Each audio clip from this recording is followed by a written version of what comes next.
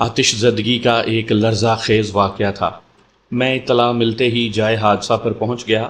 A S I نزاکت شاہ بھی میرے ساتھ تھا۔ ان دنوں میں ایک ضلع کے مضافات میں تعینات تھا۔ دراصل یہ شہر سے متصل ایک توسیعی رہائشی منصوبہ تھا۔ مضافات میں واقع ہونے کے باعث یہ ایک پرسکون اور شور شرابے سے دور پوش رہائشی علاقہ تھا۔ آتش زدگی والا افسوسناک واقعہ اسی علاقے یعنی فرید ٹاؤن میں پیش آیا تھا۔ یہ اپنی نوعیت کا ایک منفرد اور رونگٹے کھڑے کر دینے والا حادثہ تھا۔ فرید ٹاؤن کو آباد کرتے وقت جدید ڈرائنگ اور نقشے کا بہت خیال رکھا گیا تھا۔ اس کے کل 4 بلاکس تھے، ڈبلیو، ایکس، وائی اور زیڈ۔ چاروں بلاکس کے وسط میں 4 خوبصورت پارکس بنائے گئے تھے۔ ہر پارک مربع شکل میں تھا اور فٹ بال کے کسی میدان سے زیادہ کشادہ تھا۔ ان 4 پارکس کے عین بیچ گول فوارہ بنا ہوا تھا، جو ان پارکس کے لیے دل یعنی مرکز کی حیثیت کا حامل تھا، بالکل ایسے ہی جیسے وہ 4 پارکس فرید ٹاؤن کے 4 بلاکس کے لیے مرکزی حیثیت رکھتے تھے۔ آتش زدگی کا اندوناک واقعہ بلاک وائی کی کوٹھی نمبر 140 میں رونما ہوا تھا۔ یہ ایک 2 منزلہ کوٹھی تھی۔ جب ہم وہاں پہنچے تو کوٹھی کے اندر اور باہر درجن بھر افراد کو موجود پایا۔ میں نے پہلی فرصت میں غیر متعلقہ افراد کو کوٹھی سے باہر نکال دیا اور وہاں رہنے والے لوگوں سے پوچھ گچھ شروع کر دی۔ مجھے بتایا گیا آگ لگنے کا واقعہ کوٹھی کی بالائی منزل پر پیش آیا تھا۔ میں اے ایس آئی کی میت میں جائے وقوع کی سمت پہ لپک گیا۔ اس کوٹھی میں کل 6 افراد رہائش پذیر تھے، جن میں 4 مالک اور 2 ملازم کی حیثیت رکھتے تھے۔ کوٹھی کا مالک اور اس گھر کا سربراہ قادر علی خان اپنی بیوی شکیلہ اور 2 سالہ بیٹے جبران کے ساتھ بالائی منزل پر رہتا تھا، جبکہ کوٹھی کی زیریں منزل قادر علی خان کے بڑے بیٹے نادر علی خان کے استعمال میں تھی۔ غلام حسین اور ولایت بی بی نامی 2 ملازم میاں بیوی زیریں منزل کے ایک کوارٹر میں رہتے تھے۔ یہ ایک بے اولاد جوڑا تھا جو طویل عرصے سے قادر علی خان کی خدمت پر مامور تھا۔ جلد ہی ہم زینہ طے کر کے متاثرہ کمرے میں پہنچ گئے۔ وہ کمرہ خوابگاہ کے طور پر استعمال ہوتا تھا اور ہولناک آگ اسی کمرے میں بھڑکی تھی۔ اس کمرے کی پیمائش میرے اندازے کے مطابق 12 ضرب 15 فٹ رہی ہوگی۔ خوابگاہ کی اندرونی حالت دیکھ کر میں حیران رہ گیا۔ وہ کمرہ اور اس میں موجود آگ پکڑنے والی ہر شے جل کر تقریباً راکھ ہو چکی تھی۔ سب سے زیادہ دل دوز منظر کمرے کے وسط کا تھا، جہاں قادر علی خان اور اس کے ننھے سے بچے جبران کی سوختہ لاشیں پڑی دکھائی دے رہی تھیں۔ بھوکی پیاسی آگ نے ان کی زندگی کو بڑی بے رحمی سے چاٹ کر کوئلہ بنا ڈالا تھا۔ ایک لمحے کے لیے تو میرا دل کانپ کر رہ گیا۔ میں نے اپنی زندگی میں بہت سے وحشتناک اور دل دہلا دینے والے مناظر دیکھ رکھے تھے، مگر اس سوختہ ساما منظر نے مجھے بری طرح متاثر کیا تھا۔ سوختہ لاشوں کی وقوع پذیری سے اندازہ ہوتا تھا کہ اپنی موت سے قبل جل کر کوئلہ بننے سے پہلے وہ کسی عالی شان پلنگ پر پرسکون نیند سو رہے ہوں گے، مگر کمرے کی دوسری جلنے کی قابل اشیاء کے ساتھ اب وہ پلنگ بھی رزق آتش بن چکا تھا۔ دونوں سوختہ لاشیں کمرے کے عین وسط میں فرش پر پڑی درس عبرت دیتی نظر آتی تھیں۔ اس واقعے نے کوٹھی کے مکینوں کو قیامت سے پہلے قیامت سے دوچار کر دیا تھا۔ سب سے زیادہ بری حالت قادر علی خان کی بیوی شکیلہ کی تھی۔ اسے غش پر غش آ رہے تھے۔ نادر خان اور دونوں ملازموں نے شکیلہ کو زیریں منزل کے کمرے تک محدود کر دیا تھا۔ وہ اسے بالائی منزل کی طرف جانے کی اجازت نہیں دے رہے تھے۔ یہ جان کر کہ اس کا شوہر اور اس کا شیرخوار بچہ افریتی آتش کی نظر ہو گئے ہیں، وہ قیامتی غم و اندوہ کی لپیٹ میں آ گئی تھی۔ ایک ماں ایک بیوی کی حیثیت سے یہ حادثہ شکیلہ کے لیے صدمہ جاں کا تھا۔ ہم نادر خان کی رہنمائی میں متاثرہ کمرے تک پہنچے تھے اور اس وقت بھی وہ میرے قریب ہی کھڑا تھا۔ میں نے کمرے کی حالت زار پر نگاہ ڈالتے ہوئے افسوسناک انداز میں کہا، کچھ نہیں بچا، سب جل کر راکھ ہو گیا۔ نادر علی خان نے میرے اس غمناک تبصرے پر کسی رد عمل کا اظہار نہیں کیا۔ وہ یک ٹک خاموش مگر گھائل نظر سے ان دونوں سوختہ لاشوں کو تکے جا رہا تھا۔ یوں محسوس ہوتا تھا جیسے میرے ادا کردہ الفاظ نے اس کی سماعت تک رسائی ہی حاصل نہ کی ہو۔ وہ گہرے صدمے میں نظر آتا تھا۔ باپ اور بھائی کی موت نے اسے توڑ کر رکھ دیا تھا۔ اس کی کیفیت کے پیش نظر میں نے اس کے کندھے پر ہاتھ رکھتے ہوئے ہمدردانہ لہجے میں کہا، نادر خان، تمہاری حالت ٹھیک نہیں، تم نیچے والی منزل پر جا کر آرام سے بیٹھو، میں موقع کی کارروائی مکمل کرنے کے بعد تم سے بات کرتا ہوں۔ میں ٹھیک ہوں تھانے دار صاحب، وہ سرسراتی ہوئی آواز میں بولا۔ مجھے یوں محسوس ہوا جیسے اس کی آواز کسی اندھے کنویں سے آ رہی ہو۔ میں نے اپنے لہجے کو حتی الامکان نرم رکھتے ہوئے اس کا کندھا تھپ تھپایا اور کہا، تم ٹھیک نہیں ہو نادر خان، اگر ٹھیک ہوتے تو ٹھیک دکھائی بھی دیتے۔ وہ بڑی عجیب سی نظروں سے مجھے دیکھنے لگا۔ اس کی آنکھوں میں مجھے ان گنت الجھنیں اور بے شمار سوالات نظر آئے۔ مجھے یوں لگا جیسے وہ کچھ کہنا چاہ رہا ہو، لیکن اس کی سمجھ میں نہ آ رہا ہو کیا کہے اور کس سے کہے، اور اگر کہے بھی تو کہاں سے شروع کرے۔ تھانے دار صاحب، وہ بھرائی ہوئی آواز میں بولا اور جملہ نامکمل چھوڑ کر خاموش ہو گیا۔ اسے متذبذب دیکھتے ہوئے میں نے کہا ہے نا، تم سے ڈھیر ساری باتیں ہوں گی۔ میرا انداز شفقت بھرا اور سمجھانے والا تھا۔ تم میری بات مانو اور زیریں منزل پر چلے جاؤ، میں اپنا کام نمٹانے کے بعد تمہارے پاس آ رہا ہوں۔ وہ متعاملانہ انداز میں مجھے دیکھنے لگا۔ میں نے اس کے کچھ بولنے سے پہلے ہی تہکمانہ لہجے میں کہہ دیا، میں جو کچھ تم سے کہہ رہا ہوں وہ قانون کا تقاضا ہے۔ اگر وقوعے کی کارروائی کے دوران مجھے کسی مرحلے پر تمہاری مدد کی ضرورت پیش آئی تو میں تمہیں خود اوپر بلوا لوں گا۔ شاباش۔ بات ختم کرتے ہی میں نے اے ایس آئی کو مخصوص اشارہ کیا، جس کا مطلب تھا کہ وہ نادر خان کو جائے وقوعہ سے ہٹا دے۔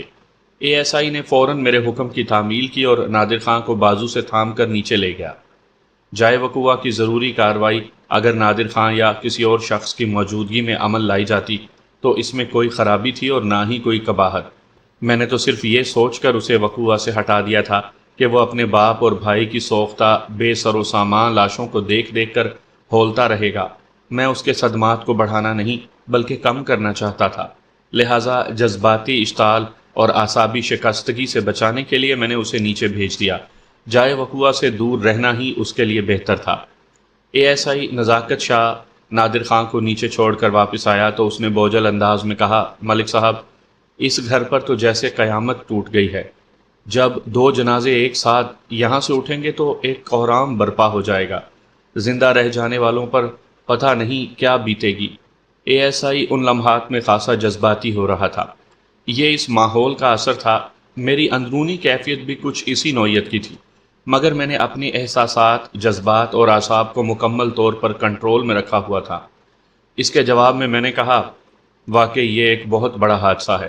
مرنے والا تو مر جاتا ہے، اصل قیامت تو ان لوگوں پر ٹوٹتی ہے جو اس کی موت کا سوگ منانے کے لیے زندہ رہ جاتے ہیں۔ فردن فردن روزانہ ان کے اندر ایک موت واقع ہوتی ہے۔ بہرحال نادر خان اور شکیلہ کو یہ صدمہ تو سہنا ہی ہوگا۔ وہ اسبات میں سر ہلاتے ہوئے الجھن زدہ لہجے میں بولا، ملک صاحب، ایک بات میری سمجھ میں نہیں آ رہی۔ کون سی بات شاہ جی؟ میں نے اس کی طرف دیکھتے ہوئے پوچھا۔ وہ بدستور الجھن بھرے انداز میں بولا، ہماری معلومات کے مطابق قادر خان، شکیلہ اور ان کا معصوم بچہ جبران خان بالائی منزل پر رہتے تھے۔ اس کمرے میں بھڑکنے والی آگ نے قادر اور جبران کو تو نگل لیا، مگر شکیلہ بالکل محفوظ رہی۔ کیا اس ہندوناک حادثے کے وقت وہ کمرے میں موجود نہیں تھی؟ مجھے یقین ہے نزاکت علی، تم آگے چل کر بہت ترقی کرو گے، میں نے ستائشی نظروں سے اس کی طرف دیکھتے ہوئے کہا۔ ایک سمجھدار اور فرض شناس پولیس والے کو ایسے ہی سوالیہ اور شکی انداز میں سوچنا چاہیے۔ میں لمحے بھر کے لیے متوقف ہوا، پھر اپنی بات کو مکمل کرتے ہوئے کہا، میرے ذہن میں بھی ایسے ہی بہت سارے سوالات ڈوب اور ابھر رہے ہیں، اور ہمیں ان سب کے جوابات تلاش کرنا ہے۔ جائے وقوعہ کی ضروری کارروائی ہو جائے تو نیچے جا کر نادر خان، شکیلہ اور دونوں ملازمین سے پوچھ گچھ کریں گے۔ انشاءاللہ سب کچھ سامنے آ جائے گا۔ اور جو چھپا ہوا ہے؟ اے ایس آئی نے غیر مطمئن نظروں سے مجھے دیکھا۔ میں نے تیقن سے کہا، اسے ہماری تفتیش کان سے پکڑ کر باہر کھینچ لائے گی۔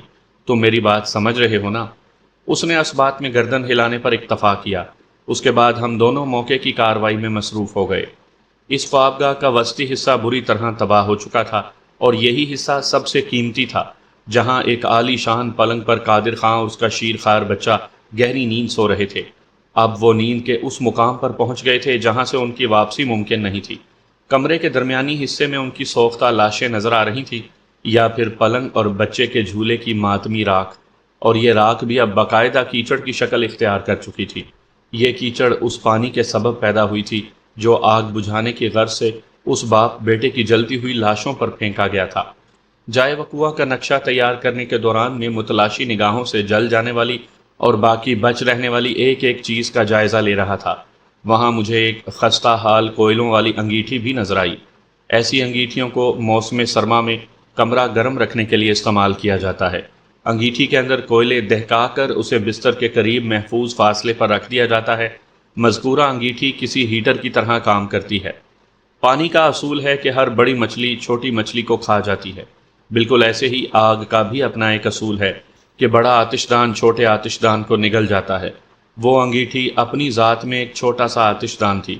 جب کمرے میں قیامت خیز آگ بھڑکی تو وہ ایک دہکتے ہوئے بڑے آتش دان کی صورت اختیار کر گیا، لہٰذا انگیٹھی کی آگ کو کمرے کی آگ کے سامنے گھٹنے ٹیکنا پڑے۔ انگیٹھی کے رنگ و روپ کو تو بڑی آگ نے نگل لیا تھا، بس باقی رہ جانے والے آثار ہی بتاتے تھے کہ ہاں وہ بھی کبھی ہوا کرتی تھی۔ اس سوختہ خوابگاہ کی تلاش کے دوران قادر خان اور اس کے بیٹے جبران خان کی لاشوں کے علاوہ مجھے کام کی صرف 2 چیزیں ہی حاصل ہو سکیں۔ ان میں ایک بے مول اور دوسری انمول تھی، مگر اہمیت کے لحاظ سے دونوں میرے ذہن میں ایک جیسی پرتجسس اور قابل تفتیش سوالات کو ابھار رہی تھیں۔ ان میں ایک تو گھی والا ایک سیر کا خالی ڈبہ تھا۔ اس زمانے میں کھجور مارکا ڈالڈا، تلو، شالیمار اور کشمیر نامی بناسپتی گھی کے ایک سیر والے ٹین کے ڈبے بھی آیا کرتے تھے۔ جلنے کے باعث مذکورہ ڈبے کی حالت ایسی ہو گئی تھی کہ اسے دیکھ کر بتانا مشکل تھا کہ وہ کون سا بناسپتی گھی تیار کرنے والی کمپنی سے تعلق رکھتا تھا۔ بہرحال گھی کے اس خالی صورت ناآشنا ڈبے کو قادر خان کی خوابگاہ میں دیکھ کر سخت حیرت ہوئی تھی، کیونکہ ایسی کسی شے کی وہاں کوئی گنجائش نہیں نکلتی تھی۔ ہاتھ لگنے والی دوسری شے انمول تھی، یعنی اسے قیمتی کہا جا سکتا تھا، اور وہ تھا ایک طلائی لاکٹ سونے کی زنجیر میں پروئے گئے۔ اس لاکٹ کا تعویذ کسی صراف کی کاریگری کا عمدہ نمونہ تھا۔ بیضوی شکل کے اس تعویذ کے کناروں پر بڑی مہارت سے ایک ڈیزائن ابھارا گیا تھا، اور اس کے عین وسط میں انگریزی کا حرف این ابھرا ہوا تھا جو بہت نمایاں دکھائی دیتا تھا۔ میں نے جائے وقوع کی ضروری کارروائی مکمل کرنے کے بعد دونوں لاشوں کو پوسٹ مارٹم کے لیے ہسپتال بھجوانا چاہا تو نادر خان میری راہ میں حائل ہو گیا۔ دکھی لہجے میں اس نے کہا، تھانے دار صاحب، ظالم آگ نے پہلے ہی ابا جی اور اس معصوم کا حشر خراب کر دیا ہے، اب آپ ان کی چیر پھاڑ کروا کر مزید بے حرمتی تو نہ کریں نا۔ میں اس کے درد کو اچھی طرح سمجھ رہا تھا، لیکن اپنے فرض کے تقاضے نبھانا بھی ضروری تھے، لہٰذا میں نے نہایت ہی ٹھہرے ہوئے لہجے میں کہا، نادر خان، یہ بہت ضروری ہے۔ تمہارا باپ اور چھوٹا بھائی طبعی موت نہیں مرے، اس لیے ان کا پوسٹ مارٹم ہونا چاہیے۔ میں اپنی ڈیوٹی کو زیادہ اچھی طرح سمجھتا ہوں۔ باپ اور چھوٹے بھائی کی المناک جدائی نے اسے توڑ کر رکھ دیا تھا، لہٰذا وہ میری راہ میں زیادہ مزاحمت پیش نہ کر سکا۔ لاش کو ڈسٹرکٹ ہسپتال بھجوانے کے بعد میں نے نادر کو ساتھ لیا اور اس کوٹھی کی زیریں منزل کے ایک کمرے میں جا بیٹھا۔ یہ وہ کمرہ نہیں تھا جہاں شکیلہ کو رکھا گیا تھا۔ شکیلہ کی دل گرفتگی بڑے اونچے درجے کو پہنچی ہوئی تھی۔ میں نے سوچا تھا جب تک وہ ذرا سنبھلتی میں نادر خان کا بیان قلم بند کر لوں۔ اس وقت ہم دونوں کے سوا اس کمرے میں اور کوئی موجود نہیں تھا۔ ASI نزاکت شاہ کو میں نے افسوسناک حادثے کا شکار ہونے والے افراد کی سوختہ لاشوں کے ساتھ سرکاری ہسپتال بھیج دیا تھا، اور یہ تاکید بھی کی تھی کہ لاشوں کو ہسپتال پہنچوانے کے بعد وہ سیدھا میرے پاس آئے، پھر ہم دونوں ایک ساتھ ہی تھانے واپس جائیں گے۔ اس دوران میں اہل خانہ کے بیانات لے لیتا۔ میں نے اپنے سامنے بیٹھے ہوئے نادر خان کو ہمدرد بھری لہجے میں مخاطب کیا اور کہا، نادر خان، مجھے اس واقعے کا دلی رنج ہے۔ اس غم میں میں تمہارے ساتھ شریک ہوں، لیکن دوسری طرف میں اپنے فرض سے بھی مجبور ہوں، لہٰذا تمہیں سوچ کر میرے سوالات کے جواب دینا ہوں گے۔ اس نے زخمی نظر سے میری طرف دیکھا۔ اس کی آنکھوں میں گہرے غم اور تذبذب کی پرچھائی میں نے واضح طور پر محسوس کی۔ غم کا سبب تو سامنے کی بات تھی، اسے سمجھنے کے لیے کسی خاص قسم کی عقل یا ذہانت کی ضرورت نہیں تھی، مگر تذبذب کی وجہ میرے ذہن کو الجھا رہی تھی۔ میں نے پہلے بھی اس کے چہرے پر کچھ ایسا تاثر دیکھا تھا کہ وہ بہت کچھ کہنا چاہتا ہے، کسی شے نے اسے کشمکش کسی کیفیت میں مبتلا کر رکھا تھا۔ میرے نرمی بھرے انداز کے جواب میں اس نے متعاملانہ لہجے میں صرف اتنا کہا، جی پوچھیں جناب۔ میں کوئی سوال کرنے سے پہلے چند لمحات تک کھوجتی ہوئی نظر سے اس کی آنکھوں میں دیکھتا رہا، اس کے ساتھ ہی اس کے چہرے کے اتار چڑھاؤ کا جائزہ بھی لیتا رہا۔ نادر خان کی عمر میرے اندازے کے مطابق 25 سال رہی ہوگی۔ وہ گبرو کی اصطلاح پر 101% پورا اترتا تھا، لہٰذا اس کے حلیے اور وضاقتہ پر مزید لب کشائی مناسب نہیں ہوگی، لیکن ان دل گرفتہ لمحات میں اس کی جوانی اور رونائی گہن کی چادر اوڑھے بیٹھی تھی۔ نادر خان، میں نے ٹھہرے ہوئے لہجے میں اسے مخاطب کیا، جب یہ واقعہ پیش آیا اس وقت تم کہاں تھے؟ اس نے بھرائی ہوئی آواز میں جواب دیا، میں اپنے اسی کمرے میں سو رہا تھا۔ اسی کمرے سے اس کی مراد وہ کمرہ تھا جہاں اس وقت ہم دونوں بیٹھے ہوئے تھے۔ میں نے پوچھا، تمہیں اس حادثے کے بارے میں کیسے پتا چلا؟ میرا مطلب ہے تم تو سو رہے تھے، یقیناً کسی اور ہی نے تم تک یہ خطرناک اطلاع پہنچائی ہوگی۔ مجھے غلام حسین نے اس بارے میں بتایا تھا، نادر نے جواب دیا۔ یہ خبر سننے کے بعد تم نے کیا کیا؟ میں نے استفسار کیا۔ غلام حسین نے مجھے بتایا کہ بی بی جی نے کہا ہے کہ ان کے کمرے میں آگ لگ گئی ہے، آپ فوراً پہنچیں۔ اس نے جواب دیا۔ پھر میں اوپر والی منزل کی طرف چلا گیا۔ بی بی جی سے اس کا مطلب شکیلہ تھا۔ نادر خان کی بات سن کر مجھے جھٹکا لگا۔ اگر آتش زدگی کی اطلاع شکیلہ نے زیریں منزل تک پہنچائی تھی تو اس کا ایک ہی مطلب تھا، جب بالائی منزل کی خوابگاہ میں آگ بھڑکی اس وقت شکیلہ اپنے شوہر اور بچے کے ساتھ وہاں سو نہیں رہی تھی، ورنہ وہ بھی ان کے ساتھ ہی جل کر کوئلہ ہو جاتی۔ دوسرا امکان یہ تھا کہ وہ خوابگاہ میں تو موجود ہو لیکن جاگ رہی ہو اور اس نے آگ بھڑکتے ہوئے دیکھ لی ہو۔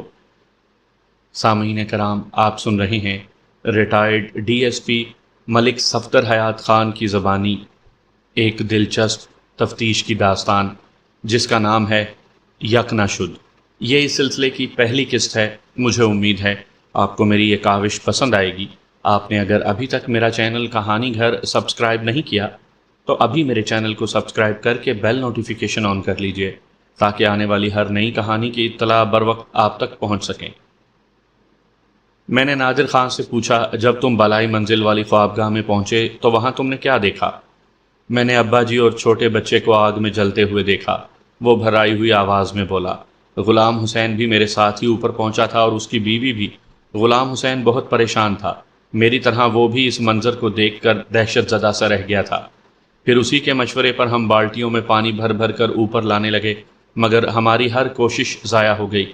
ہم ابا جی اور اس معصوم بچے کو نہیں بچا سکے، وہ جل کر کوئلہ ہو گئے تھے۔ اس کی آواز رند گئی۔ ان لمحات میں میرا ذہن بڑی تیز رفتاری سے کام کر رہا تھا اور مجھے بتا رہا تھا کہ اس المناک واقعے کی تہہ میں کوئی نہ کوئی گڑبڑ موجود ہے۔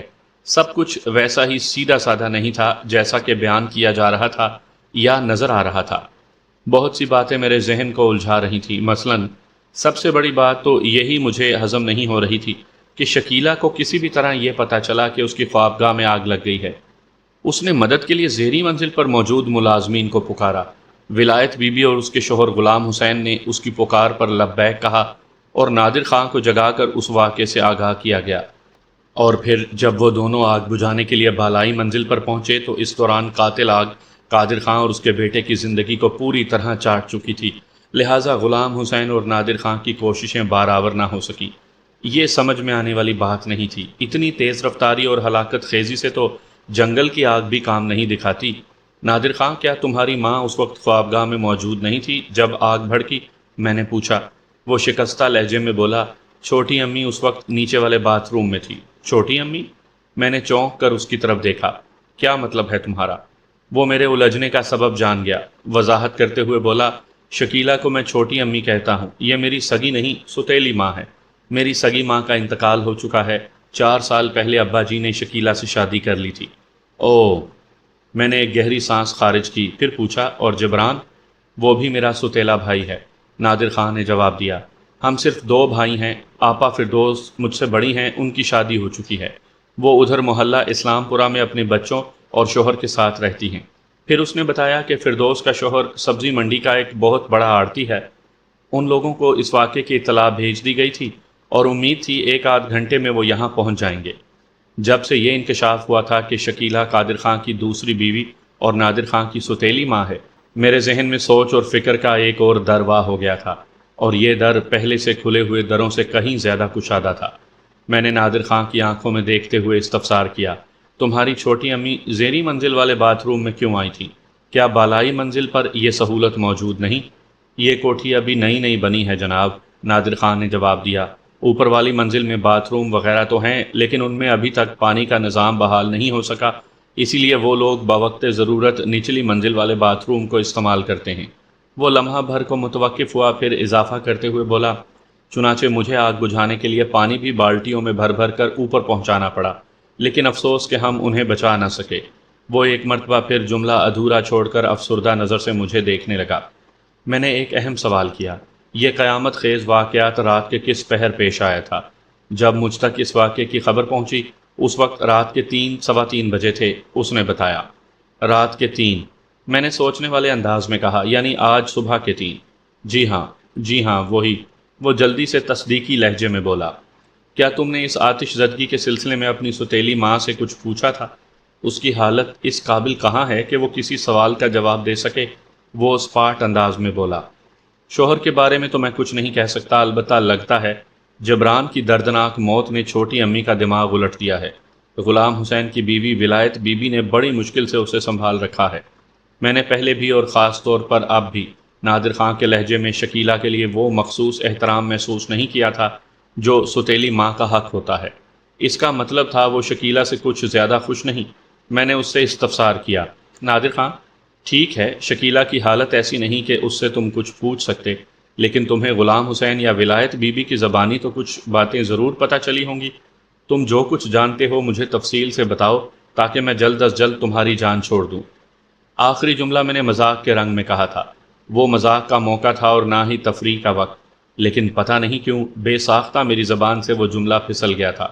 بہرحال میں نے فوراً ہی خود کو کنٹرول کر کے سنجیدہ سی صورت بنا لی۔